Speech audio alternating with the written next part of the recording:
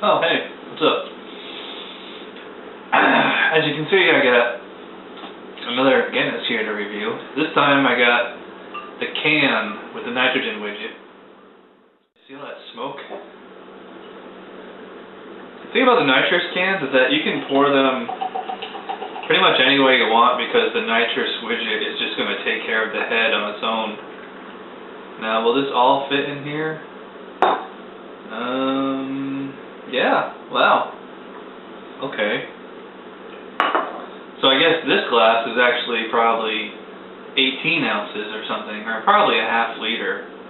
I don't even remember where I got this from. Well, I'm going to let that Guinness settle, and I'm eating a steak that I made, New York strip. I got some fried mushrooms and onions here. And just like my last video, I'm going to drink some with dinner, and then I'll wait a while and I'll have another one. So, we'll come back in a minute.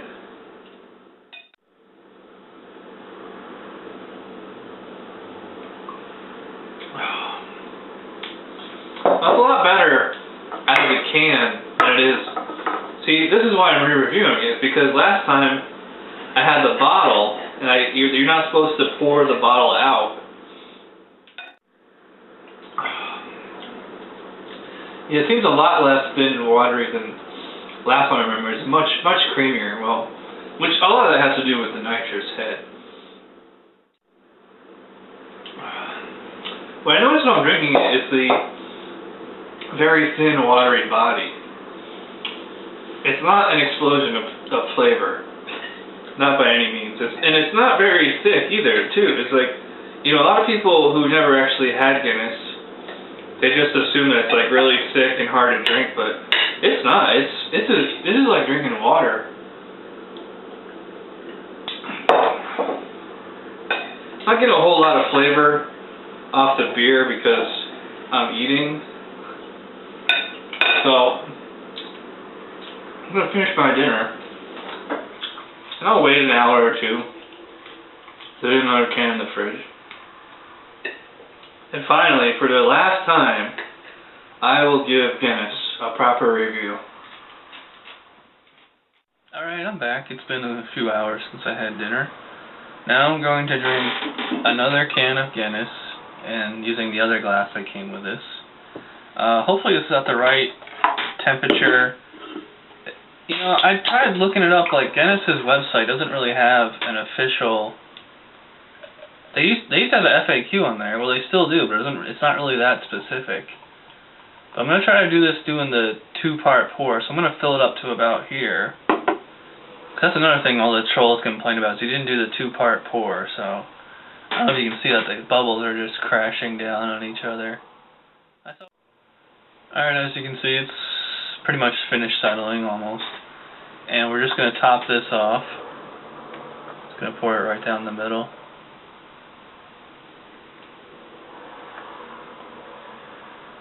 And this is just like the one I had with dinner. It's about a couple millimeters shy of being flush with the top of the glass, but that's okay. I gotta admit, it has kind of like a toasty kind of smell to it. In the case of stouts, it's a very deeply roasted malt, so that's why it's so dark. Here we go with Guinness. The thing about this beer is, like, as soon as it hits your palate, you get like this watery taste and like this watery composition. It's very thin. Although I guess that's what it's supposed to be. With Guinness, you don't get the flavor until you finish it, and you get a lot of aftertaste. It's a little dry aftertaste. There's supposed to be some chocolate and coffee notes in here. Literally faint coffee in there. You know what it reminds me of? It reminds me more of like melted coffee ice cream. Because it has like that creaminess to it, but it's like a real faint kind of coffee. I mean, like... I like how you can actually feel the head in your mouth as you drink it. I like how the head never dissipates. That's going to stick with us all the way to the bottom. So you get like that kind of creaminess in the taste. You know, kind of like a melted ice cream kind of flavor. It's leaving like a slightly dry aftertaste. Almost a little metallic, but I might chalk it up to the fact it's out of a can, not on tap. Just the more I drink this, it's just like, I just noticed like the kind of watery composition. There's not a whole lot of flavor here. I mean, it's definitely drinker friendly. I would just prefer a much more intense taste. That's why I like Beamish a lot better than this, because Beamish actually does have more of a sweeter taste to it. Yeah, it has like this, I guess the best way to describe it would just be like kind of toasted almond kind of flavor, but very mild. I don't really know anyone that drinks Guinness for the delicious flavor. You want delicious flavor, I got so many beers to recommend, but I don't know. But I should stop bashing this beer because it's not bad at all. Let's talk about what's good about it. I mean, okay, it's mild tasting, but it's like I said, very drinker friendly.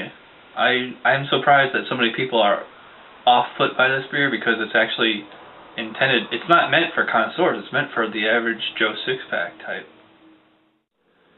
I mean, if you pay really close attention, you get like a little bit of a coffee and chocolate taste in there, but it's very, very weak. You know, I think that's if they want to do it better, they should up those a little.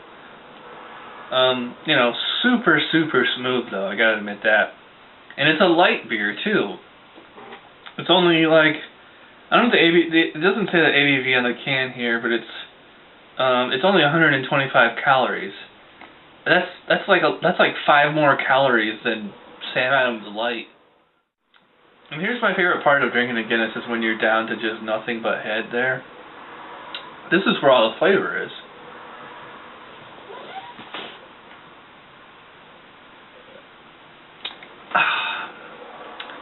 Yeah, so all the flavors in the head, it's nice and it's actually very sweet.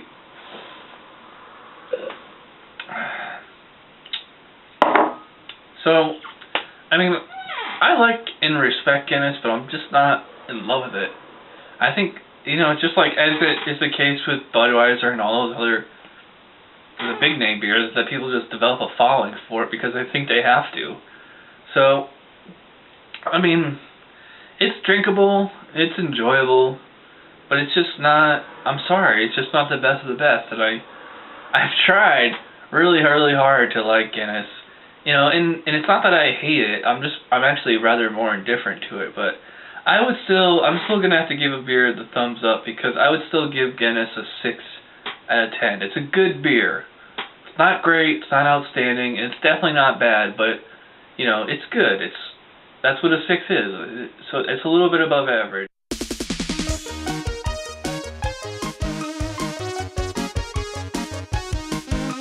Somebody brewed it. Chad just reviewed it. Thanks for watching Chad's Beer Review. Trust me, the next episode will be a lot better.